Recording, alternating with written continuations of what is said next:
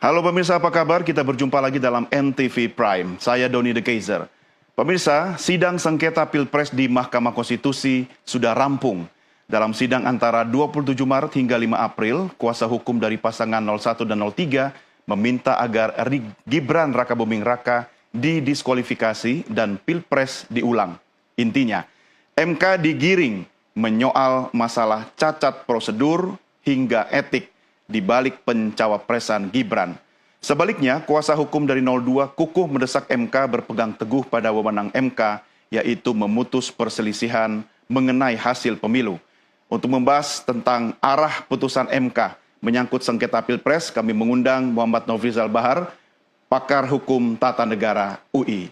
Bang Nofrizal, apa kabar? Baik, alhamdulillah. Sehat, Mas. Sehat. Long time no see ya. Selamat Idul Fitri juga, Mas ya. Selamat Idul Fitri. Baik, Mas Rizal, sebelum kita diskusi, kita simak dulu sebuah tayangan statement dari Margarito Kamis berikut ini. Mengenai Mahkamah punya wewenang memutus sengketa perselisihan pemilu, itu dibicarakan baik di pasal 22 maupun bicara mengenai pasal 24C itu. Sementara sekali lagi di putusan mahkamah yang ditunjuk sebagai dasar untuk menyamakan pemilu dan pilkada, sekali lagi cuman pendapat yang sekali lagi mengambil pendapat Pak Selamat Effendi Yusuf. Oke, Mas Nofrizal, yang benar argumentasinya Margarito Kamis atau tuntutan 01 dan 03? Ya, kita bagaimana menilai yang benar? Yang pasti karena saya dari Fakultas Hukum, kita bicara aspek hukumnya tentunya. Legal formalnya ya? Legal formalnya, iya. Kalau tuntutannya kan memang mau mendiskualifikasi. Yeah. Nah, tapi diskualifikasi pasangan capres dan cawapres ini kan belum pernah ada pengalamannya dan juga belum ada aturannya, gitu ya. Jadi apalagi kalau cuma salah satunya aja yang mau diskualifikasi, itu tambah nggak ada lagi, gitu ya. Jadi tapi kalau soal MK mau memutuskan apa, tentu MK bisa saja ya melakukan penemuan hukum, gitu kan. Jadi karena berdasarkan pengalaman yang lalu juga kan seperti pilkada juga kan sudah pernah ada diskualifikasi juga gitu. Yeah. Nah, tapi kan itu kan pasangan itu kemudian kalau mau dijadikan presiden pun ya, menjadikan jurisprudence gitu misalnya, yaitu belum ada tuh kita yang satu saja dari sepasang itu yang dibatalkan gitu, apalagi pemilunya sudah selesai kan. Pilkada kan beda sama Pilpres ya. Iya. Ini skupnya lebih luas dan nasional. Artinya ketika itu terjadi nanti, kemudian ada yang mengatakan ini cacat prosedural, kemudian ini soal etik dan sebagainya. Tapi kalau kita merunut kepada soal hukum formalnya sendiri, tentu tidak ada ruang untuk itu, Mas ya. Kalau yang peraturan yang ada sekarang, kalau kita mau, ya tadi kan seperti di awali tadi, ada introduction tadi bilang bahwa dari pembela tim 02 itu kan bilang bahwa ya ini kan MK kan kewenangannya hanya memutus sengketa hasil pemilihan umum saja, bukan soal prosedurnya ya, prosedur pencalonannya gitu. Tapi soal proses itu juga, ya dulu ada sejarahnya TSM itu juga kan MK juga yang mengawali sebelum itu diatur secara formal begitu kan. Jadi memang kita kalau bicara MK itu kita tidak bisa hanya berdasarkan pengalaman ya, berdasarkan pengalaman putusan-putusan MK yang lalu-lalu gitu. Tampaknya kita tidak bisa hanya membaca secara legal formal saja dengan aturan-aturan yang ada. Cuman kan masalahnya dari pihak 02 kan argumentasinya adalah bahwa demi kepastian hukum ini mau gimana sih, apa MK mau dibiarkan saja melakukan ultra vires misalnya terus-terusan gitu misalnya. Padahal memang MK ini selain dia melakukan kewenangannya yang ditetapkan di dalam konstitusi, sesungguhnya putusan MK itu juga bisa MK sebagai the guardian of constitution, itu juga prinsip Mahkamah Konstitusi di dalam teori hukum tata negara ya, dari mulai berdirinya MK yang pertama di Austria itu ya, itu memang MK di mana-mana didirikan atas dasar prinsip itu. Dia boleh melakukan interpretasi terhadap konstitusi gitu. Diizinkan untuk melakukan itu Iya, ya. iya. Tapi bisakah kewenangan MK di Indonesia itu memiliki kewenangan yang diperluas di luar atau lebih luas daripada kewenangan yang dimilikinya sekarang, termasuk ke ruang etik, ruang non legal formal dan sebagainya? Kalau ke ruang etik sih enggak ya. Enggak ya? Etik sih enggak. Cuman memang dalam memutus dia bisa mencari referensi ya. Para hakim MK itu kan kebanyakan ilmuwan ya. Mereka negarawan yang berasal dari ilmuwan gitu.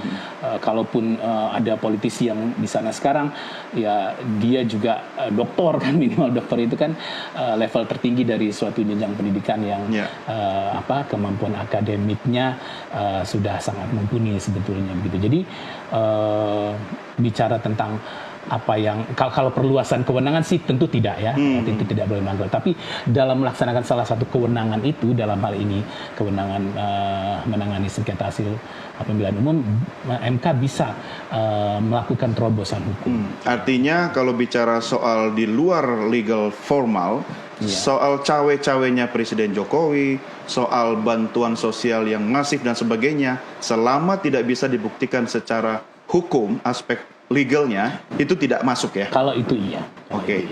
Prediksi Anda, Mas Nofrizal, kemana arah putusan MK yang sesaat lagi nih akan kita dengarkan? Apakah diterima semuanya, ditolak semuanya, atau diterima sebagian? Ditolak semuanya dalam arti apa nih? Ditolak pendiskualifikasian maksudnya? Iya. Kalau saya melihatnya kecil ya kemungkinannya. Kecil kemungkinan ditolak ya? Iya, arahnya mungkin ke sana ya. Berdasarkan hukum, fakta-fakta yang terungkap di selama persidangan. Oke. Toh selama ini sidang kan lebih banyak menghadirkan ahli ya daripada saksi-saksi begitu kan? Nah, artinya apakah ahli itu memang cukup memberikan penguatan kepada hakim yang mulia, hakim konstitusi, sehingga dengan mudah misalnya Anda membaca arah putusan seperti itu, atau mungkin ada faktor lain, Mas? Kalau saya pribadi sih melihatnya para ahli bisa ya memberikan masukan kepada MK, di samping MK sendiri juga para hakim sendiri yang juga sudah mumpuni ilmunya gitu ya, mereka juga di belakang itu disupport juga dengan tim yang sangat kuat ya untuk melakukan analisis hukum gitu ya. Tapi dalam hal ini kalaupun bisa dibuktikan pendapat-pendapat para lawyers gitu ya, itu atau para ahli gitu dalam memberikan masukan kepada hakim MK, tapi hakim MK tentu tidak hanya bersumber dari pendapat para ahli itu saja ya. Pasti hakim MK juga akan menemukan referensi ilmiah yang lainnya juga. Tidak hanya 100% mengambil dari para ahli yang dihadirkan di situ saja. Dan yang paling dipegang oleh hakim MK kalau menurut saya sih adalah legitimasi dari suara rakyat itu sendiri yang memang kalaupun dibuktikan satu persatu di TPS, di lokasi gitu, apakah akan bisa membatalkan suara yang demikian jauh jaraknya. Itu pasti juga jadi pertimbangan. Ya, kalau mau dihitung ulang juga mungkin waktunya bisa 5 tahun ya, sampai ke pemilu berikutnya gitu kan. Artinya hakim itu kan dengan idealismenya dia pasti sudah punya keyakinan tersendiri. Keterangan ahli itu hanya bisa memperkuat, memperteguh, atau mungkin mengurangi keyakinan hakim, tapi pasti sudah punya putusan begitu ya. Betul. Dan hakim MK ini sekarang ada 8 itu, ya pendapatnya juga belum tentu sama. Iya, iya. Anda yakin akan ada dissenting opinion? Ada ya. Ada. Siapa kira-kira yang akan berbeda? saya nggak tahu. Saya nggak bisa menduga. Oke, baik. Mas Nofrizal, kita rehat sejenak. Kita lanjutkan di segmen berikutnya. Pemirsa jangan kemana-mana. Kami segera kembali sesaat lagi.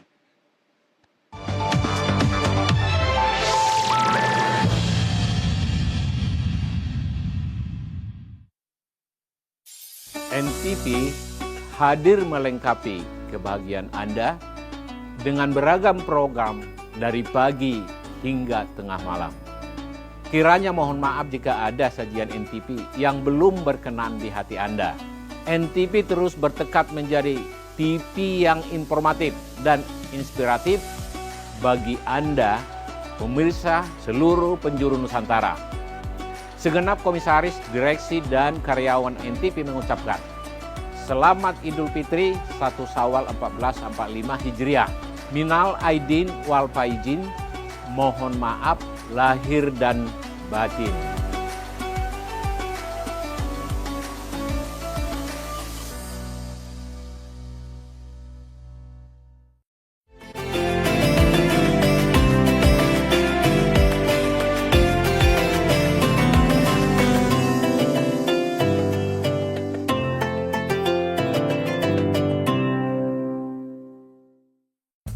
Beningnya embun memberi kesejukan hati di hari yang fitri. Kematakbir berkumandang, mengagungkan asma ilahi. Mari kita sambut hari kemenangan dengan menebar benih kebaikan. Jadikan momen ini untuk saling memaafkan dari segala kekilafan, serta mempererat tali persatuan dan persaudaraan. Semoga kita bisa bertemu kembali di Ramadan berikutnya. Selamat Hari Raya Idul Fitri 1445 Hijriah. Minal aidin wal faizin, mohon maaf lahir dan batin.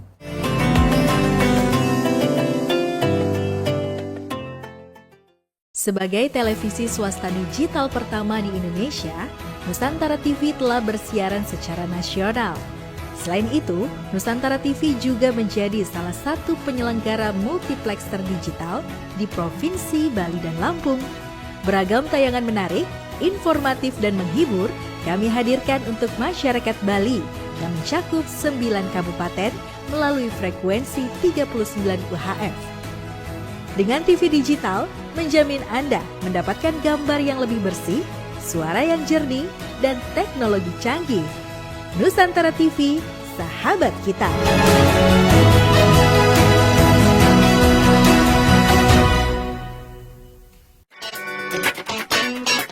Dapatkan update berita dari berbagai sumber terpercaya dalam satu genggaman.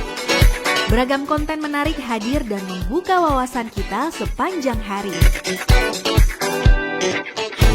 Beragam informasi terpercaya menyapa setiap saat. Segera download aplikasi Nusantara TV di App Store dan Play Store. nusantaratv.com, News, Entertainment, and Portal. NTV, sahabat kita.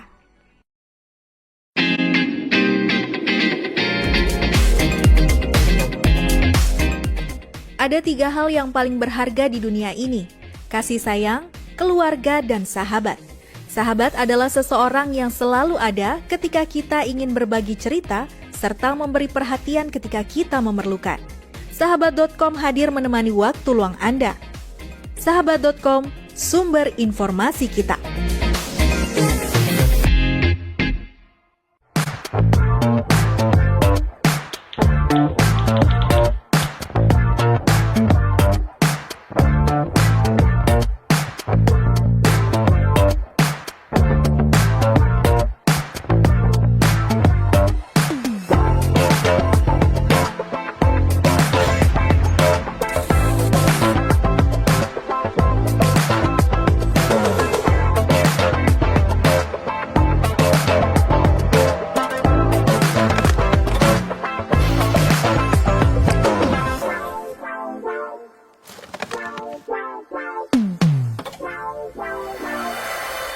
NTV, sahabat kita.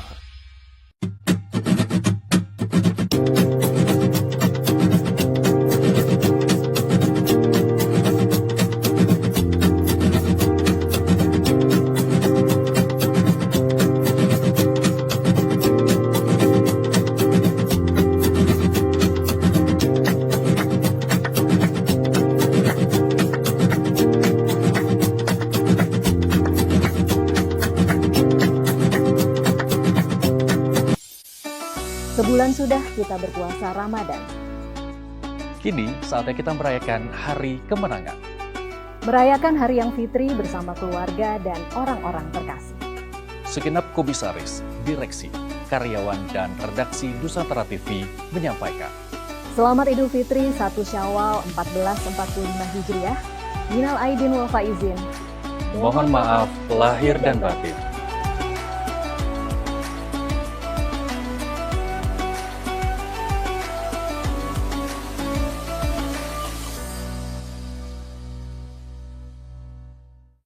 Sebagai televisi swasta digital pertama di Indonesia, Nusantara TV telah bersiaran secara nasional. Selain itu, Nusantara TV juga menjadi salah satu penyelenggara multiplexer digital di Provinsi Bali dan Lampung. Beragam tayangan menarik, informatif, dan menghibur kami hadirkan untuk masyarakat Lampung yang mencakup 12 kabupaten melalui frekuensi 42 UHF. Dengan TV digital, menjamin Anda mendapatkan gambar yang lebih bersih, suara yang jernih, dan teknologi canggih. Nusantara TV, sahabat kita.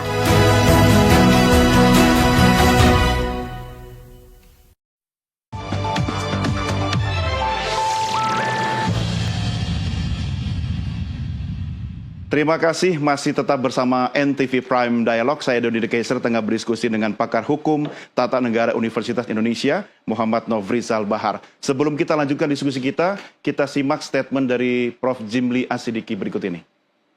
Membuat putusan, saya berharap kita semua terima. Ya, kita move on lah. Ya, bagaimana sebaiknya mengurangi, memulihkan kembali kepercayaan satu dengan yang lain. Mudah-mudahan saling berangkulan lah. Puncak dari idealisme berbagai kelompok, ya kan? Dan itu juga tercermin di sikapnya Romo Magnis, Munamun Muhammad, juga para jenderal bintang 4, ya kan, demo. Dalam sejarah yang demo itu rakyat biasa, ya kan. Sekarang ini yang demo ini elit. Yang biasanya demo itu aktivis mahasiswa. Sekarang profesor doktor 3 kali botak saking pinternya, tapi demo gitu di seluruh Indonesia. Jadi kita harus mencatat ini sebagai persoalan serius. Intinya terlepas dari menang kalah nanti di putusan MK, negara kita harus dibenahi ya, dari segi etika, dari segi modernitas dan modernisasi kelembagaan politik. Ya, itu kata Prof. Jimli. Ya, memang idealnya begitu, Mas ya. Tapi kalau orang bertarung itu sebelum tarung katanya siap menang, siap kalah. Tapi ternyata ada yang tidak puas bertarung. Ini kan benteng terakhir ya di Mahkamah Konstitusi. Saya coba menganalisa apa yang dikatakan oleh pakar hukum Denny Indrayana. Katanya bisa saja MK hanya mendiskualifikasi Gibran, tetapi tidak Prabowo-nya. Jadi yang diterima Prabowo, Gibran tidak. Nah, bagaimana dengan itu, Mas? Menarik sih sebetulnya ya pendapatnya Mas Denny. Tapi di dalam sistem pemilihan presiden kita itu kan pencalonan presiden dan wakil presiden itu kan satu paket. Satu paket, paket. Sehingga yang menang juga harus satu paket, yang dilantik juga harus satu paket. Setelah itu kalau ada apa-apa, nah itu lain cerita lagi. Iya. Artinya ketika analisanya Denny Indrayana itu diterima, Prabowo kemudian disahkan ya sebagai presiden terpilih, tapi tidak Gibran, berarti bukan satu paket dong ya, setengah paket gitu ya. Nah, kalau menurut Undang-Undang Dasar ya kan, kita merujuk nih kepada Undang-Undang Dasar Negara Republik Indonesia tahun 1945, pasal 8 bener ya, ayat 2, Undang-Undang Dasar 1945. Nah, ini ada grafisnya ya. Dalam hal terjadi kekosongan wakil presiden, selambat-lambatnya dalam waktu 60 hari, MPR menyelenggarakan sidang untuk memilih wakil presiden dari 2 calon yang diusulkan oleh presiden. Nah, ini kan kalau sudah dilantik kan, presiden dan wakil presidennya kan? Konteksnya begitu. Tidak terjadi itu pasal itu, tidak bisa dilaksanakan pasal itu kalau belum dilantik presiden dan wakil presidennya. Tepat sekali. Nah, dalam hal ini apa yang bisa jadi pegangan ini? Ya, menurut saya pasal 8 ayat 2 itu tidak berlaku terhadap kondisi yang akan ya seperti Mas Denny bilang ke kondisinya Gibran ini belum bisa diterapkan ke Prabowo Gibran kan? Belum bisa diterapkan karena mereka belum dilantik. Ya. Jadi kalaupun diskualifikasi pemilu ulang itu wacana-wacana yang memang ada contohnya di pilkada gitu ya. Tapi kalau untuk pasal 8 ayat 2 ini kondisi di mana sudah ada dulu presiden dan wakil presidennya. Gitu. Oke. Kalau misalnya dengan skenario dilantik dulu, ya kan? Tapi setelah dilantik kemudian diberhentikan begitu.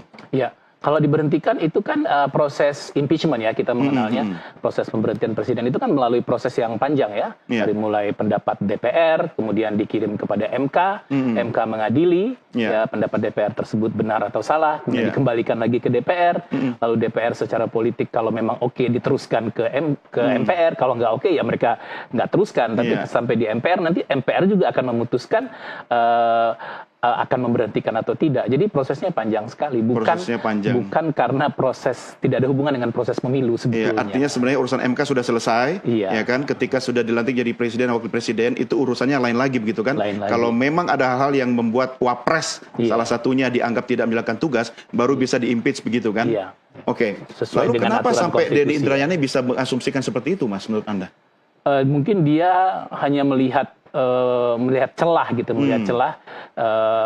terus membacanya hanya di saya juga nggak paham, beliau kan profesor HTN juga sebetulnya ya, tapi kenapa hanya melihat langsung ke pasal 8 ayat 2 itu saja gitu, tidak melihat keseluruhan konteks, mulai dari juga sebetulnya kita bisa melihat keseluruhan konteks dari perumusan pasal-pasal Undang-Undang Dasar ini di risalah pembentukan Undang-Undang Dasar ini itu proses diskusi yang terjadi pada waktu proses amandemen itu sendiri ini memang dikaitkan dengan proses ketika presiden dan wapres sudah ada dulu, kemudian kalau terjadi apa-apa ya baru terjadi kekosongan presiden atau wakil presiden, baru kita menggunakan pasal 8 ini. Sebetulnya konteksnya ke situ. Ini Prof. Denny Indrayana ini kan paham betul soal hukum ya, Mas ya. Artinya ketika melemparkan wacana ini harusnya menjadi diskusi akademik. Tetapi yang saya baca ini, apakah menurut Anda juga setuju ini sekedar untuk memprovokasi sehingga mungkin timbul pro dan kontra sehingga bisa memengaruhi putusan hakim MK? Saya nggak berani menilai beliau profesor HTN mau menuduh beliau provokasi, saya nggak berani. Apa jaminannya semua profesor lurus-lurus saja? Iya, itu yang tahu beliau sendiri tentunya. Tapi kan saya melihat secara tekstual ini apa yang saya baca di dalam Undang-Undang Dasarnya sendiri, kemudian kita melihat background dari pembentukan pasal-pasal yang ada di dalam Undang-Undang Dasar sendiri. Gitu. Dan statement tersebut juga diamini oleh Prof. Mahfud MD, Cawapres 03. Artinya kalau sejalan, setuju gitu ya? Ya, saya nggak tahu. Prof. Mahfud kan punya kepentingan dalam hal ini ya. Oke. Nah, di luar berbagai kepentingan 01 dan 03, kepentingan utama dari aspek hukum lah yang harus dimenangkan begitu kan. Dalam hal ini Vox Populi Vox Dei, suara rakyat suara Tuhan. Tapi bagi yang memilih 02 itu juga suara rakyat begitu kan? Iya, bukan hanya yang tidak setuju yang suara rakyat, yang sudah memberikan suaranya juga suara rakyat juga kan gitu. Ya, kalau soal penghitungan suara ya itu soal menang dan kalah tentunya gitu. Tapi di sini kan kita juga bicara keadilan substantif itu yang diulang-ulang kemarin pada waktu persidangan kan. Nah, keadilan substantif ini banyak sekali faktornya gitu. Ya, nah Mas Nofrizal, ketika Undang-Undang Dasar kita kemudian tidak mampu mewadahi persoalan yang kita hadapi sekarang ini, lalu kira-kira kita akan mengacu kemana? Landasan hukum mana lagi ketika Undang-Undang Dasar kita, dasar dari segala hukum, sudah tidak bisa memberikan ruang, kecuali kalau sudah dilantik Presiden Wakil Presiden itu? Ya kalau mau mencari dasar kemana ya nanti memang ujung-ujungnya ke putusan MK lagi memang. Ya kalau kita bicara teks yang disampaikan oleh Prof. Denny itu menurut saya sih nggak bisa gitu ya karena konteksnya. Anda tidak setuju ya? Saya secara pribadi tidak setuju. Gitu. Artinya tidak setuju karena memang tidak bisa menurut undang-undang. Ya bukan itu, bukan pasal konstitusi itu yang digunakan kalau memang mau mendiskualifikasi katakan begitu. Kemudian Prabowo-nya saja yang sah, Gibran-nya yang tidak sah, itu menurut saya sudah jauh menyimpang dari prinsip sistem pemilihan presiden kita sendiri gitu. Tapi hasil putusan MK tidak bisa diajukan kembali untuk disidangkan MK kembali kan? Kalau putusan MK itu kan bersifat final, itu di dalam konstitusi, di dalam undang-undang ya, final dan mengikat tuh yang bilang konstitusi. Tidak akan ada upaya hukum lain di luar itu. Kalau putusan MK-nya tidak bisa direview, nggak mungkin MK mereview putusan MK sendiri, apalagi memang sudah ditetapkan di dalam konstitusi bahwa putusan MK itu bersifat final ya. Yang bisa dilakukan mungkin ketika, tapi ini bukan untuk kasus yang ini kalau menurut saya ya, untuk kedepannya mungkin ya. Kalau memang mau membuka wacana kembali terhadap putusan MK ini begitu, mungkin bisa dilakukan pengujian undang-undang ya, pengujian undang-undang yang mana lah gitu nanti ya. Ada pasal mungkin yang bisa diuji lagi gitu, atau mungkin pasal yang lama kemarin, tapi tentunya dengan alasan yang berbeda ya, dengan pemikiran-pemikiran yang berbeda walaupun pasal yang diuji sama gitu. Nanti MK dalam memutuskan bisa saja memberikan pertimbangan-pertimbangan yang berbeda lagi sehingga putusannya juga agak sedikit berbeda, bisa juga gitu. Tapi bukan putusan yang nanti ketika yang mana nih, yang putusan 90. Putusan 90 mau direview lagi sih nggak bisa, nggak ada ruangnya kita untuk melakukan review terhadap putusan MK. Kalau misalnya kemudian MK memutuskan bahwa pemilu diulang dengan mengikut sertakan semua pasangan capres-cawapres 01, 02, 03 sama dengan Gibran juga. Misalnya ya. Kalau misalnya sih boleh-boleh saja. MK mungkin melakukan itu. Kemungkinan itu akan ada tidak? Kalau melihat pengalaman, MK bisa memutuskan seperti itu. MK bisa. Oke, itu sempat disitir oleh Mbak Titi juga soal itu. Dalam arti belum tentu bulat suara ya, tapi misalnya yang lebih banyak tentu yang setuju dengan pemilu ulang gitu, itu bisa saja. Bisa saja terjadi. Baik, Mas Nofrizal, saya akan mengakhiri diskusi kita dengan kembali ingin meminta penegasan dari Anda.